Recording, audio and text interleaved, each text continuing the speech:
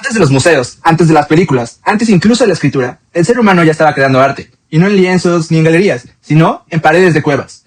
Hoy nos vamos a convertir en arqueólogos, pero no para buscar huesos, sino para entender algo mucho más interesante. ¿Por qué alguien hace miles de años decidió pintar sobre una roca?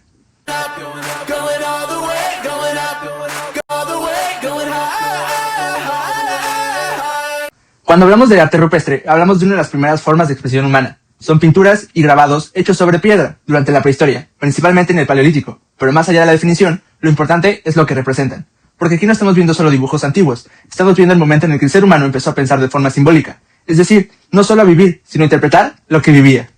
Para entenderlo mejor, vamos a un ejemplo concreto. Las pinturas de la cueva de Altamira en España, que tienen aproximadamente 14.000 años. Sí, 14.000 años. Y dentro de esa cueva en el techo de la sala principal hay un bisonte. Suena simple, ¿no? Un bisonte pintado en una cueva. Pero cuando lo ves de cerca, la cosa cambia. Está hecho con ocre rojo, negro de carbón y mezclados de una forma que le dan profundidad real al animal. Pero lo que más me llama la atención es esto. El artista vio una protuberancia en la roca, un relieve natural, y decidió usarlo como el lomo del bisonte. O sea, no ignoró la roca, la usó, la convirtió en parte de la obra.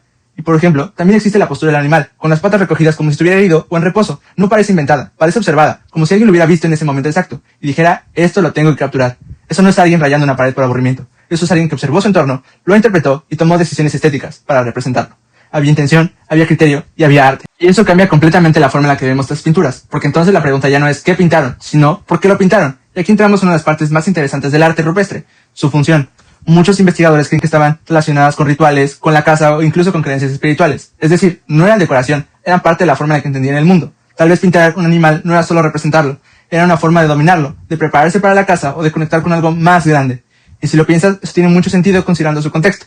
Estamos hablando de una época donde la supervivencia era lo más importante, donde el entorno natural definía completamente la vida del ser humano, donde no había ni tecnología, ni ciudades, ni sistemas como los conocemos hoy.